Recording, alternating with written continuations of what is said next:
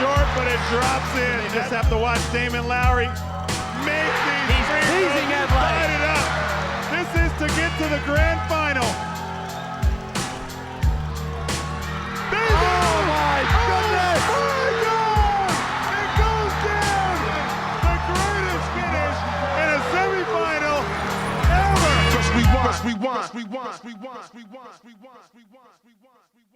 Hello, everybody, and welcome. It is NBL Rewind. Plenty to get into. Hashtag NBL Rewind. If you've just watched the game, one of the greatest games of all time. In fact, 95% of people are excited to watch this game. We'll talk about it, and, well, the other 5% are from Adelaide. But plenty to get into. Hashtag NBL Rewind. If you've just watched it, NBL TV on Instagram, Facebook, wherever you hit up NBL socially, the game is there. If you haven't, hashtag NBL Rewind to get involved. Hello, big fella. What's going on, Liam?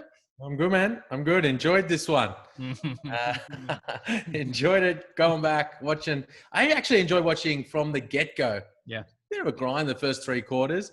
But, you know, you watch the whole game. From a game you've watched a million times the last moments, it sort of helps to set the scene.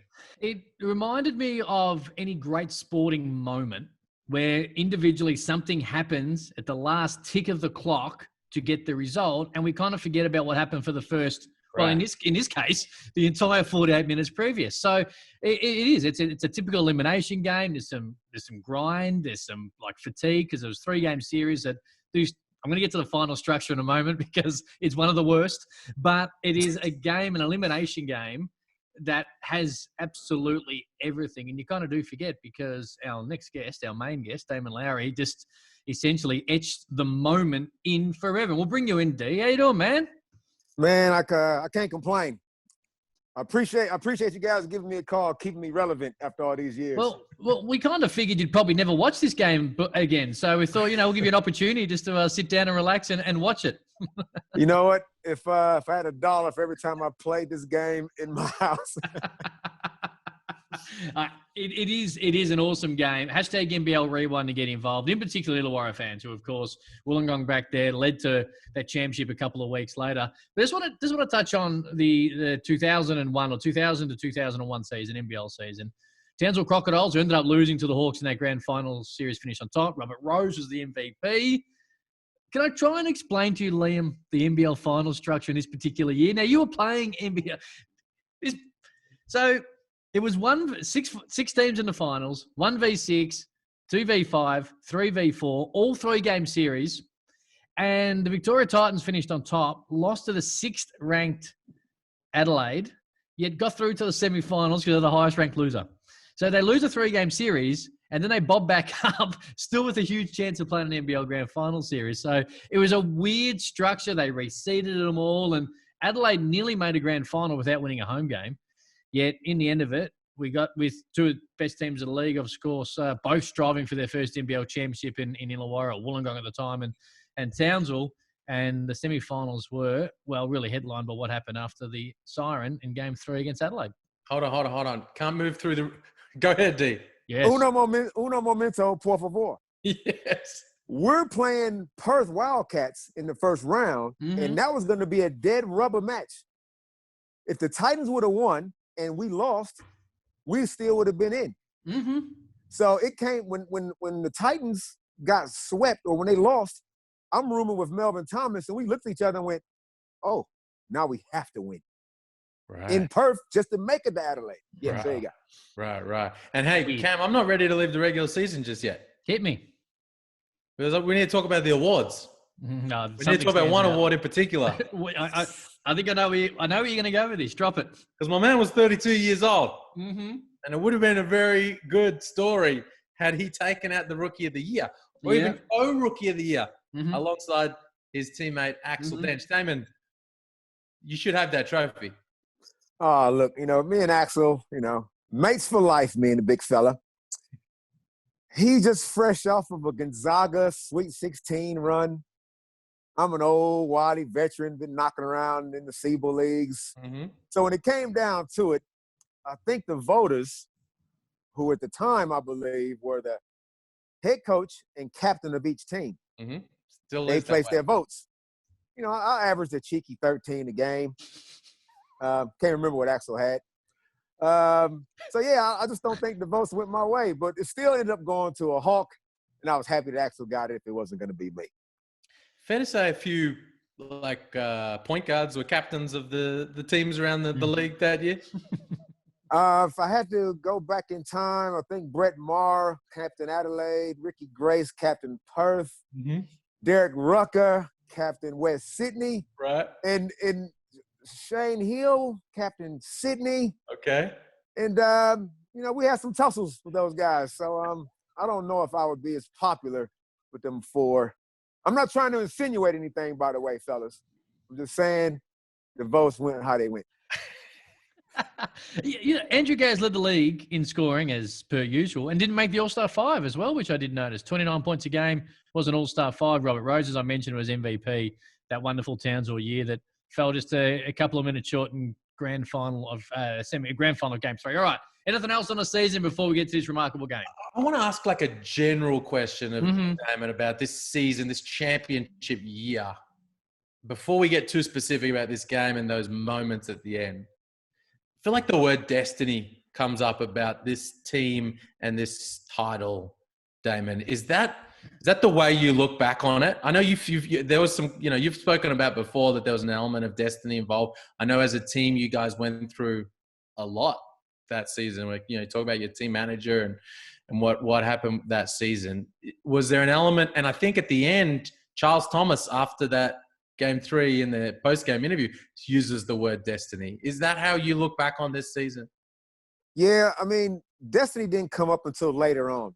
At the start of the year, we just thought, like every other team, if we do well, we're a chance. Let's just make the finals. Let's just get into the top 6. So we didn't look at ourselves as a team of destiny. We looked around and saw that we didn't have those marquee kind of guys. Sav and Glenn Saville and Matt Campbell was up-and-coming dudes still. Melvin was a bit of an aging war veteran, still had a lot of life left in him. But we just didn't feel, Axel was a rookie, Charles was a new import. We didn't feel like it was destiny at that time. It wasn't until things kind of started happening late in the season. We won at least 7 or 8 games by less than 4 points, less than 6 points. We just kept finding ways to win. And then all of a sudden somebody might say, hey, maybe it's our turn, and Brendan did a good job. Brendan brought in Terry Wallace, who was coaching the Bulldogs at the time in the AFL. And Terry said to us, why not you guys? Why does it always have to be the usual suspects? And that we kind of rallied around that a little bit.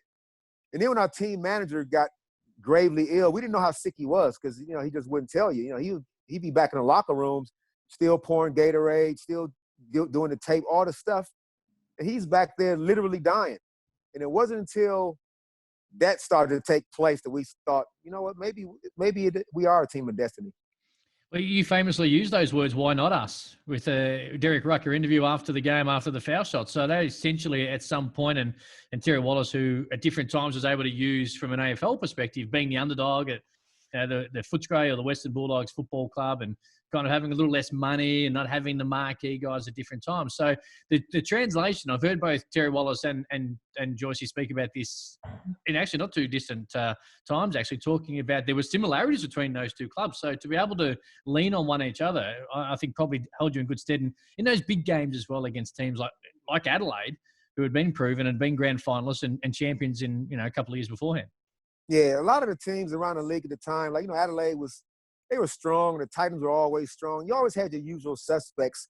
In Wollongong, we always had that kind of tag as the little brother, little battlers from the gong, not too serious.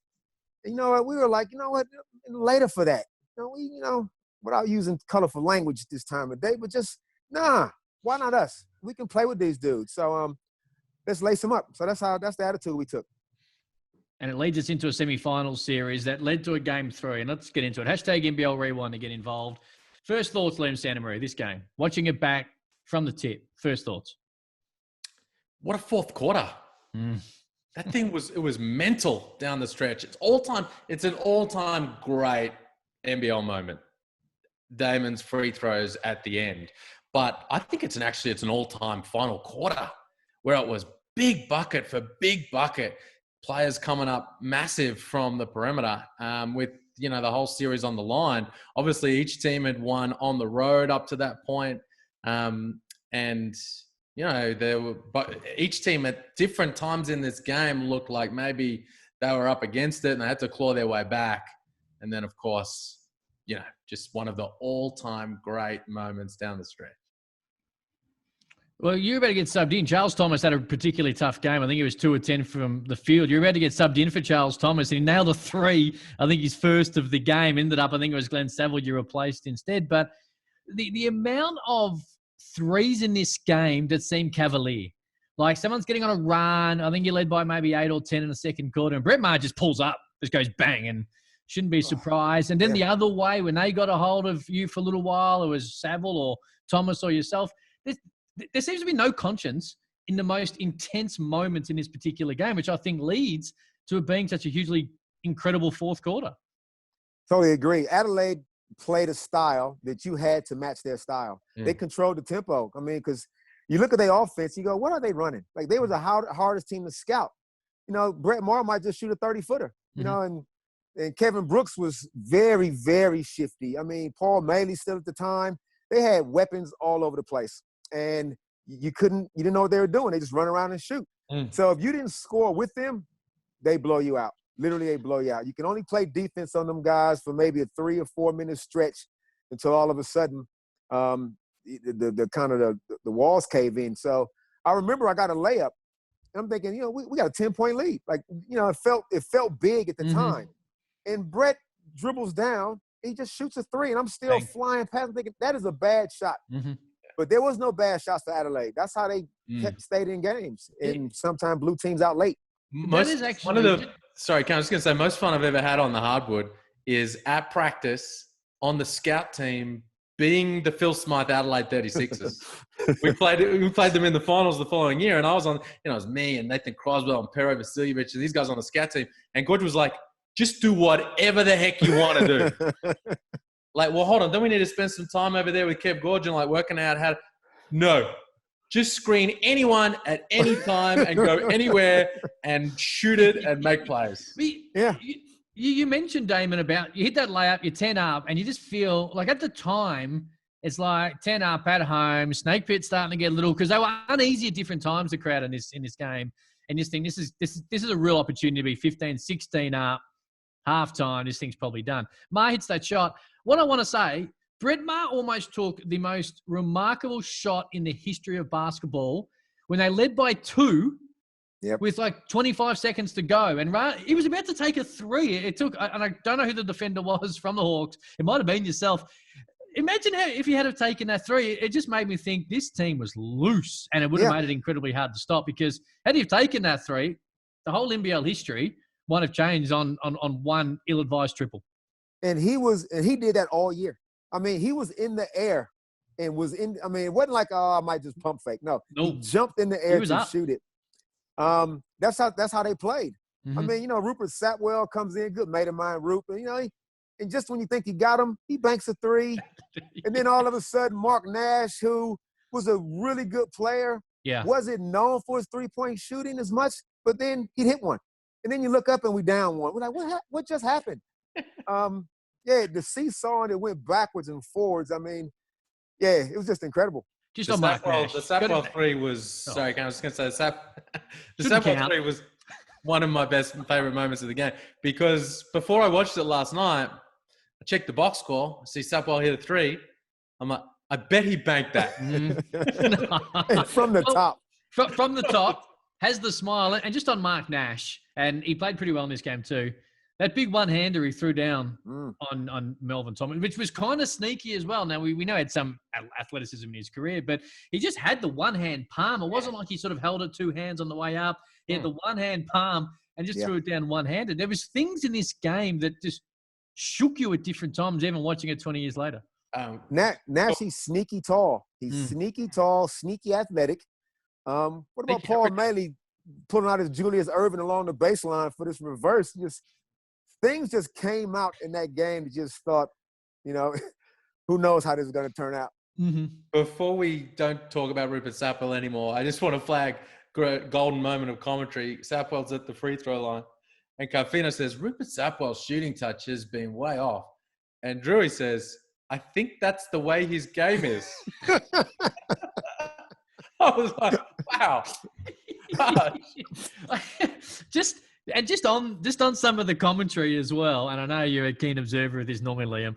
Steve Carfino was, I don't know if he just had the utmost confidence in different times in Darnell Mee and Kevin Brooks, or if he's trying to throw the commentator curse in at a couple of times late in the fourth quarter.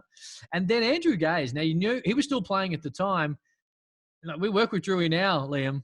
He wouldn't have a clue about 20% of the rules. Technically, knew every single rule that happened. He went on about that jump rule, 30-second shot clock rule about 10 times, which was kind of cool. His old man was on the FIBA rules committee. There you go. Yeah.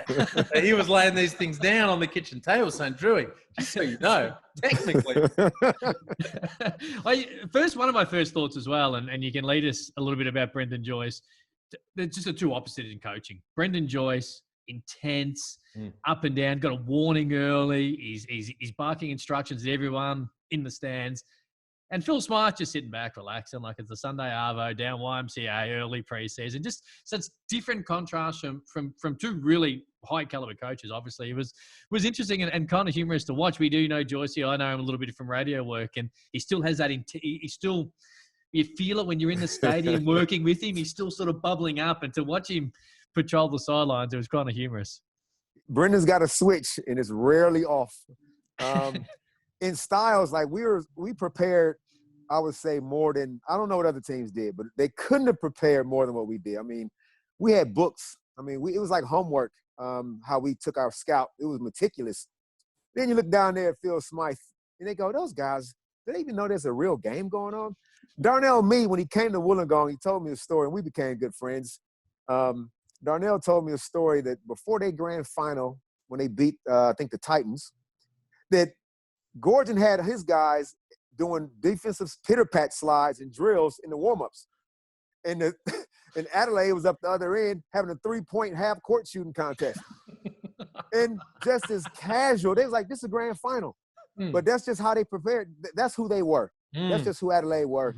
And we were different. I mean, we went about it hard. Brendan drove us. And he had to with us. I mean, we didn't have that level of talent that you could just roll the balls out. And when Adelaide got into that run and gun, up and down kind of game, and we matched it as best we could. Just luckily, like I said, we came out, with the last shot of the game. Coach of the year that year, Brendan, Damon, that particular game, how do you rate his coaching performance in that game? Stellar. It was, and Brendan, we talk X's and O's to the cows come home. And what Brendan does is he organizes the switches, the matchups, counters to their counters, just in case. We would spend a half hour on a just in case. And we say, where did you see this on the tape? He might have saw it one time. When Paul Reeves is right here, he did this once. And we go, yeah, but that was just Paul Reeves. It was one time. No, let's go over it. He was never going to be surprised. The only thing, like rewatching that game 100 times, I just can't believe he didn't start me for the third quarter. I just don't know why. Now, he got me in the fourth, but and Campbell got hot. Campbell hit threes. Big I'm thinking, shots. oh, man, I said, I can't come in for Campbell.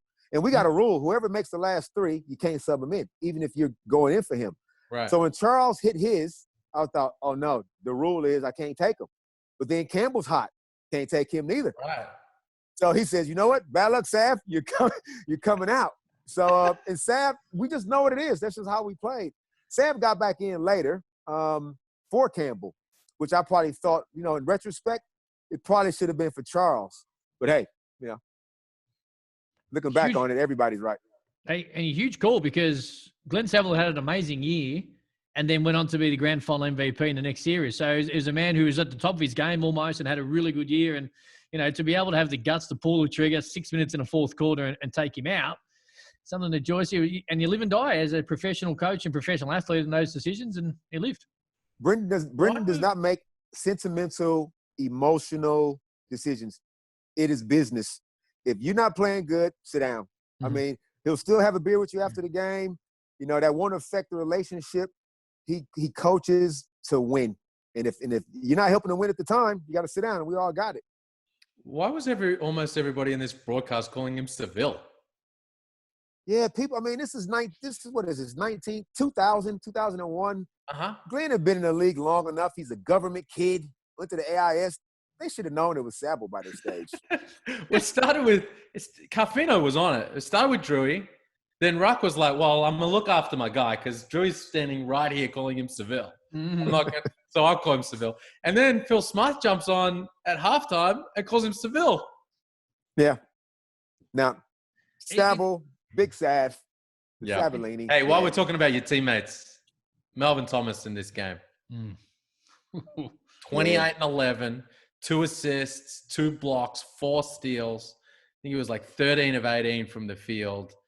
Battling, you see him on the floor and he's getting the work done on the groin. Like, he was a beast and a warrior. A warrior. Yeah. Melvin is, like I say, he was driven. Like, Melvin is a career 20 and 10. You know, he's done it. He just had never won a chip. So, you know, he was on edge that season. I mean, you know, just like, I'll lead this team. He's sneaky short. You know how, like I said, Mark Nash is sneaky tall? Melvin is sneaky short. And he's in there battling with David Stiff, a pogo stick, banging with Paul Reeves, you know, Kevin Brooks, who's 6'8", 6'9", and Melvin might be 6'6", but he's cagey. He shot one jump hook from the short corner on the left side. I thought, what is that? You know, he put on a little 4-dribble display like Kyrie and kiss it off the glass. You know, he's highly skilled, can score from everywhere. Threes, inside, spin moves, offensive rebounds, just you name it. And he can guard 1 to 5. Was there ever talk? He'd been there for a decade by that stage. Like he'd been at that team for so long, and as you touched on, done everything except win that championship. Was there ever talk, not doing it for him, but the emotional significance of actually winning a championship, him leading this team, considering it battled for so long for him? No, Cam, it wasn't like that. It was more like Melvin. We were like a cast of castaways, kind of. You know, nobody really wanted. Even though Melvin had a stellar career, it wasn't like he was a hot free agent. You know, he wasn't that dude that you just, we got to go get Melvin. It was like, yeah, Melvin's over there in Wollongong with a couple of new dudes, a couple of old dudes, Grant Kruger, Matt Shanahan. You know, we was a collection of like the kids in the Wizard, not the Wizard, what was the Peter Pan. You know what I mean? Like them dudes. And Brendan just kind of put us all together. So there was nobody bigger than another guy. We was all kind of on a level playing field. If anything, we felt maybe collectively disrespected.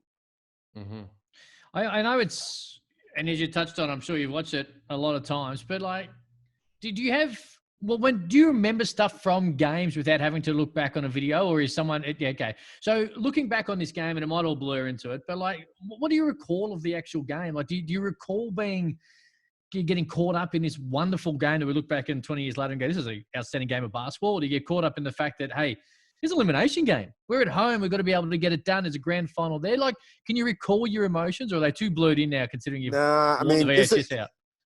It's a bit of a gift and a curse. I watch games and I go right back to that moment. You know, I get pissed off. I missed that shot. I remember that. How come I didn't do that? But the biggest thing leading into that was the preparation for that game. Now, we just flew from Perth. We win this emotional come from behind game 3 in Perth. We land in Adelaide, and we had lost there early in the year. Charles missed a couple free throws and missed a free throw. We go back there where we hardly ever win, and we come out with an emotional win. We like, relief. Now we're going home. Brendan decides, because we won so many games on the road that year, I got to recreate the road atmosphere. And little unknown fact, fellas, we stayed in the Novotel Hotel before the game. Shout out to the Novotel Hotel. Brendan goes, all right, we got to recreate our whatever this is we do on the road, we got to recreate it. Everybody in the Novotel. And Melvin Thomas goes, I have a perfectly good bed in my house. I'm staying at home. He's like, not with a Novotel. So imagine this, right? We come up, we wake up to go down for breakfast. I go in the elevator. I'm in elevator, morning breakfast gear. And there's Brett Maher on the elevator.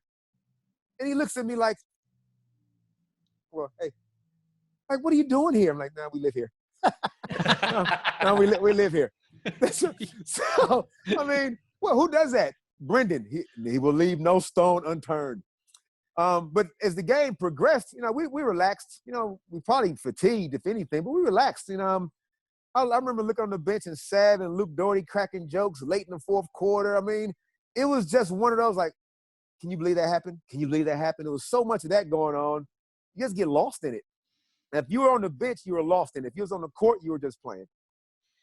Hey, Cam, before we get to crunch time, can we just wax lyrical about KB for a minute? Because I enjoyed going back and watching this one just to remind myself how nice he was. Like that rocker step and the footwork and the Jimmy that you couldn't really get to because he's cocking that thing behind his head. And I think people, we remember him now. A lot of us watching the game, we think of him as an assistant coach. But he was a flat-out baller. KB was a Denver Nugget. He was a Denver Nugget. So was Darnell Mee. And he was that dude that could put the ball on the floor. There was a brief year that KB actually went to the Hunter Pirates. And we had trouble with him then. He's that matchup. Who do you put on him? A power forward? He'll dance on him all day. You put on somebody that's smaller, he's too big. He's shooting fadeaways. He had the package. And you're right. You watch the NBL game now, this generation might look at KB as just that guy on the bench with a clipboard. He was giving out major, but I think he averaged at least 20 that year. Could average more, but they were balanced. One-on-one, and Sav is like our best defender. And you saw what he was doing to Sav. Sav contested the best he could, but some of those shots was just KB. His length would have made it so hard to defend him. And there's even a couple late where the commentators are like, shouldn't have fouled him. It's like, well, it's kind of hard to stop him because, those shots and he got to the foul line a couple of times late in the game where Glenn Saville got him on the arm both times and the commentator's like, let him shoot that. It's like, no. For a decade, we watched him make those exact shots. You know what? I'm sure that Glenn Saville wasn't meaning to knock him on the elbow, but you know what? This is what he's made his career out of, nailing these tough shots in clutch time. That's why they were a 3-time NBL champions when he was there. So that's the big thing, I suppose. Like he just looked, and his handles. He drops one early, he goes between the legs, and he whips it back the other way and just gets an uncontested layup, and it would have been a nightmare to go up against him. Imagine guarding one guy who would shoot anything. It's like guarding Liam back in the day. You just you couldn't relax a second. Yeah, not 1 second. It would go up if it was right. Some guys you go, it's in his left hand, he won't shoot that. Oh, he's going right, he won't shoot that. Oh, his back's to the basket, he won't shoot that. KB would shoot anything, and his entire team would shoot anything. The hardest team in the world to play against that I played against my whole time in the league. Okay, so Cam, you just mentioned being knocked on the arm. Damon, was it a foul? My shoulder still clicks when I go back too far like this. I don't want to accidentally knock over that print on behind me neither. It was for Andrew Gaze, the guy who was caressed as many fouls as humanly possible, for him to sit there and go, ooh, I don't know. I'm shocked. Like, Darnell followed through. The ball goes straight up in the air, and my arm goes back. Like, you can't shoot that. I didn't even go towards the rim. It was an unequivocal foul, the biggest foul that happened in the entire game. I'll stand by it. Darnell Mee is still opposing it. To this day, he said he didn't touch me, but he had to try to block the shot because he just couldn't help himself. So this is how I view that. If that had happened in the second quarter with 6 minutes to go, would be like everyone would be like, that's 100% a foul. You got to get a hand. Don't leave your feet. But because it happened when it happened, it's that whole adage, you want them to swallow the whistles. And, it should be a foul in the first minute as it is the last. That's the reason people look at it and sometimes question it, I think, because of when it actually happened. Had it happened in the second quarter, halfway through, it'd be like, oh, it's a foul. And Damon Lowery went to the foul line. Everyone was with it. But because the buzzer had gone and there was a grand final berth on the line, people are like, oh, should have been there. But what do you think, Liam? From where we sit on a TV screen 20 years later, it looked like a foul. It was a foul. It's clearly a foul on the arm. Damon's kicking his legs out, which makes me, he's trying to get the foul. Yeah, he was trying to get the foul. Reggie Miller. But he also did get fouled. But I've got a whole bunch of other questions about what happened there. Why is there no time left on the clock? Come on, Damon. That's the stickler. That's the stickler. Nobody, did it happen on the buzzer? Did the buzzer go off when the ball was in the air? I thought it went off on the buzzer. So if that's the case, the game can't end on a foul, like on an offensive foul. I'm shooting free throws. You can't end the game and go, oh, buzzer went off. Right. Don't worry about the free throws. So that's why there's no time on the clock, because I thought the buzzer went off. I shot it on 3, 2, 1, and foul. That's how. No way. No way there's no time on the clock. And this is very important. Just quickly. No, hold on. Damon knows why this is very important. It's very important that there should be 0.1 of a second. Because if there's 0.1 of a second, David Stiff's knocking that third free throw off the rim. Uno momento, por favor. If David Stiff is on that free throw line, I'm swishing all three of them. That was just for theatrical purposes. I switched the last time I went to the line, I cut the net in half on my 2 free throws. You did. Now, it's just for theatrical purposes, to give us something to talk about 19 years later. And that is why Phil Smythe was arguing so much for the fact is not necessarily how they were going to deal with the 0.1 of a second, but the possibility of being able to knock, not 100%. Having any idea what the hell was going to happen, 90 seconds later. It is possible what Damon's saying happened. It's 1,000,000 to 1 that the buzzer went when the foul was called, but it is still Liam ain't having just possible. No. Here's my other question. Brendan calls a timeout. Brendan, your coach puts you on ice before shooting the 3 biggest shots in franchise history. And he told me in the timeout, because it was a story I told him when I was in high school. I missed these free throws. I missed about 5 1-and-1s that almost cost us a game. And my high school coach, when we got to practice the next day, he made everybody stand on the baseline and put their hands around their throat like this. And I had to make 2 free throws. And he said to me, he says, "You choked." I said, "No, I didn't." He says, "Don't you lie to me. You choked." He says, "Don't you ever choke again. Go apologize to your teammates. Tell them you are sorry and you will never choke again," right? So my teammates are over there celebrating because we beat this team we hadn't beaten ages. And I walk over to them dudes and go, "Hey, fellas, I'm sorry I choked. It'll never happen again." And they looked at me like, "What's wrong with you?" Wow. So anyway, I tell this story to Brendan just, I don't know, sometime I told it to him. He remembered it. So in the timeout, I'm sitting there, and he goes, "It's like in high school." I went, "What?" He's like, "Go win the game." I was like, "But I lost the game, but I missed those in high school. Like, what are you doing?" Anyway, whatever. So in that moment, Brendan basically was saying, "Don't choke." Basically. That's great. And then Melvin, wait a minute. And then Melvin, who's playing on one groin, completely spent. I'm walking out there, and Melvin looks at me and goes, "D, what's up, man? You better make them, because I ain't got nothing left."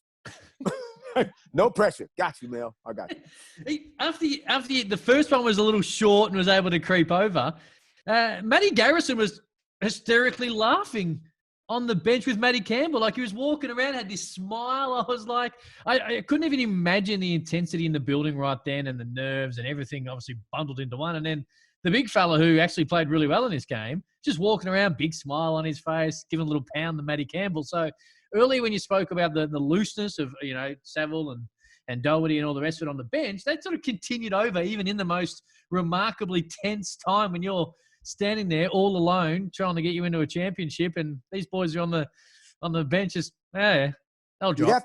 You'd have to. Anybody that knows Matt Ace Garrison would know that is typical of him. He's a funny guy. He's just a funny guy all the time, and he's very, very religious. Like, he is riding with Jesus, and he just knew that they were going in. He just knew it. So Ace is the only one in the building thinking, "What are you guys all uptight about? We got this." Yeah, he's a funny guy. The next preseason, he was with Cairns, I think, the next year, right? Yep. So we're playing preseason games against Cairns, and we play one in Melbourne, and then we had to play one in Warrnambool. We caught the bus down there together. And Matt Garris, I remember to this day, he had like a brand new phone. you know the little plastic film that's on the front of the phone when you buy it, this like protect it. Yep. He wouldn't take it off. And it was like maybe 2 weeks old, and it's starting to kind of peel, and he wouldn't take it off. And the reason he wouldn't take it off is because it annoyed the shit out of all his teammates. They all were just like, just peel it. And he's like, no, I'm just going to leave it on there. That's ace. That is ace. Man, we love that dude. Those free throws had no right going in. Come on.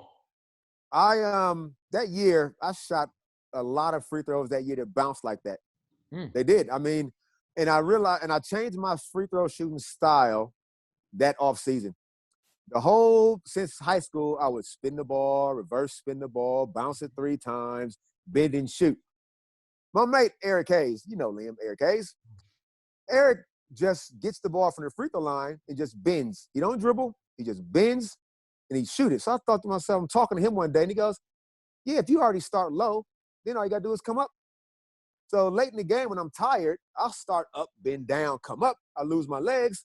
Shots are falling short. So and by that stage, we were exhausted. So, yeah, every one of those was short shots. And the last one was so short, I thought, oh, my God, this is going to be air ball. But, yeah. What were you thinking between those free throws? Like, did the fact that they were bouncing in make you less confident shooting the second and then shooting the third? I got more confident with each one. Like, when I walked out there, I was confident. I thought, man, look at this stage. Oh, look at this. Really? This is where I need to be. Like, this is like, they all looking at me. We're on TV. This is like, I'm deep down, I'm a show pony. I'm loving this. I want to walk slow out there, dramatic walk. Anyway, when I shoot the first one, I think, oh, shit, it's short. Whoop, got lucky. All right, here we go. That's what I thought. All right, here we go. Swish. The second one went, okay, now I know the game is tied. Worst case scenario, overtime. Mm-hmm. I'll turn around to soak it up. Like after I make the second one, I turn around to try to make eye contact with my wife to kind of go, hey, look at your boy out here. And then I turned around and shot the worst one of all time. And then he backfired on me. Did any of the Adelaide players say anything to you while you were shooting the foul shots? I didn't hear him saying anything. Watching it back, I see Rupert dropping his towel. Nobody said anything. And I didn't look over there. I didn't catch their eye. They didn't catch my eye. So it was like, just let him shoot. And then all hell broke loose. Pandemonium, man. Yeah, like I say, we wasn't even – I'm glad it wasn't our grand final. Sometimes teams play their grand final a week early. Mm-hmm. But it wasn't the case because we had to come back. It was a short turnaround because now we got Townsville coming in. And then we had to go on the road for 2 and 3 again. So that whole year, it was always tough. Like, we had to go to Perth. We didn't win one game 2 of any of those 3 series, and we always had to get game 3, and we always somehow came from behind.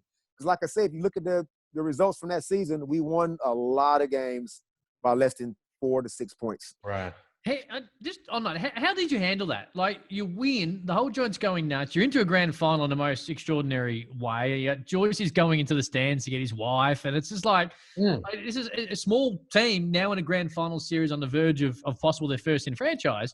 How did you, with the short turnaround, how hard was it to not get caught up in emotion that night, the next morning, and how you're going to try and flick a switch somehow, but how hard was it? Up against the MVP. Yeah, up against the best team in the league. Yeah, the next morning was rough.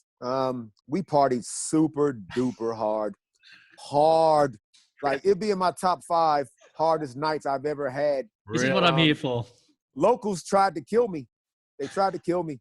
Yeah. How many drinks did you buy? How many drinks did you personally have to buy? 0. I mean, free kebab.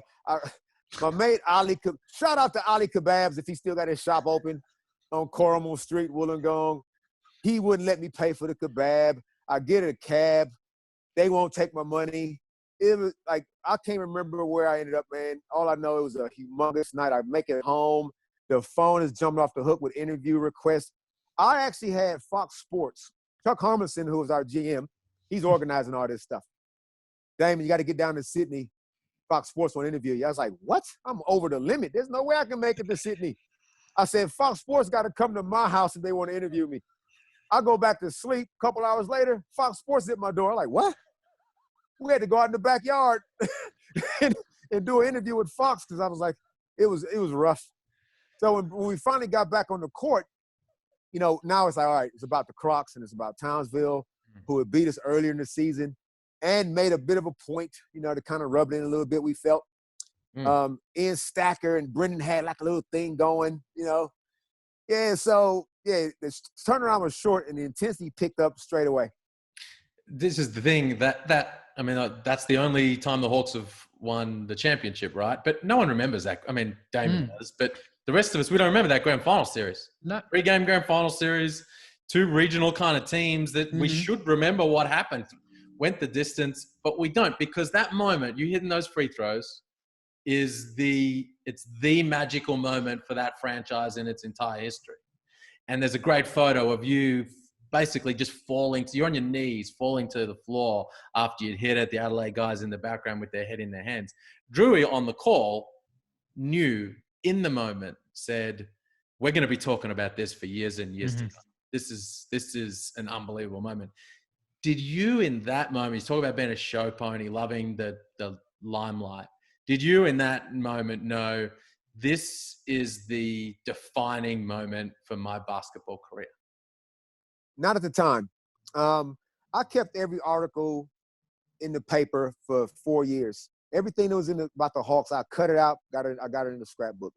That was just another article in my scrapbook. I mean, it was that many. Wollongong did a great job of covering all of us. So everybody had like a feature story, a point or another, win news. We had plenty of, you know, interviews and stuff. So that would just seem like another moment. Obviously, it was big, but we were thinking about the grand final. I didn't think this further down the track we'd be talking about it because Townsville were tough. And if you haven't, and they don't exist anymore, but anybody that's around, when the swamp was packed, man, that you think our place was going off, there was nothing like the swamp. Not a place packed to the rafters, feral. And yeah, that place, and Mike Kelly, when they won their game 3, I remember Mike looking at the camera, he got interviewed, and he looked and says, let's see, Damon, if you can make free throws in this atmosphere. And I thought, Jesus, I hope it don't come to that. I want to raise a point about Game 3 because Liam's right. You know, so much is centered around the foul shots. But I had this memory of Game 3 in Townsville. You talk about the swamp. Townsville led you, I'm going to say 8 points, 8 minutes to go at home in the swamp and the joint was going nuts. So they actually had total control of a Game 3 on their home floor in the deciding game. And look, I haven't gone back and watched it recently, but it just feels like you kind of got on a roll and the game just sort of ended and you won the championship when they had the complete control of it. Again, like once we on the road and we got any kind of deficit, we just got this inner belief like, oh, yeah, we're going to win. Like we're going to somehow win the whole year. I'm going to guess and say at least 8 games we won by less than 6. We'd already won in Townsville earlier. I hit a little step back on Mike Kelly for the win up there then. We had good memories in Townsville that particular year. So when we got down, we just thought, okay, like here we go. And all it took was one thing to start happening. And Townsville, unlike Adelaide, played more methodical. If you got down 17 on Adelaide, over. They're gonna end up winning about 25. But Townsville was more methodical, and they was gonna go through Rob, and Rob was gonna shoot it. I remember Melvin got a big deflection on Pat Reedy, and it led to a break, and all of a sudden Matt Campbell gets hot, and just shots started dropping. Townsville gets tight, and we always felt like if you're the road dog, if you're road team, the home team has this belief that they're gonna win up until a point. You keep it close. And then the pressure reverses. Brendan used to always say that the pressure will reverse, and then instead of feeling good about themselves, they're thinking, "Oh shit! Oh no! Are we? Oh my!" And here we come. You know, so that's how that series ended up panning out for Game 3, and we just got on the roll and nick and tuck down the stretch until we got it done. Hashtag NBL Rewind to get involved. Some last final thoughts, Damon. Like 20 years later, it's still so exciting watching that game. And we know what's going to happen. Like, and Liam touched off the top about, you know, it's kind of cool to go back, watch the whole four quarters. It was a great game. But the history of the franchise is dominated by, you know, 3 foul shots, really. But it is a great game. Like, when you look back 20 years later, like the emotion's still there that you can put yourself in the moment, but there's still put a massive smile on your face that people like Liam and I and all the fans right now are probably going nuts on social media. And I'm sure you get asked about it probably almost daily when you're out amongst the basketball world.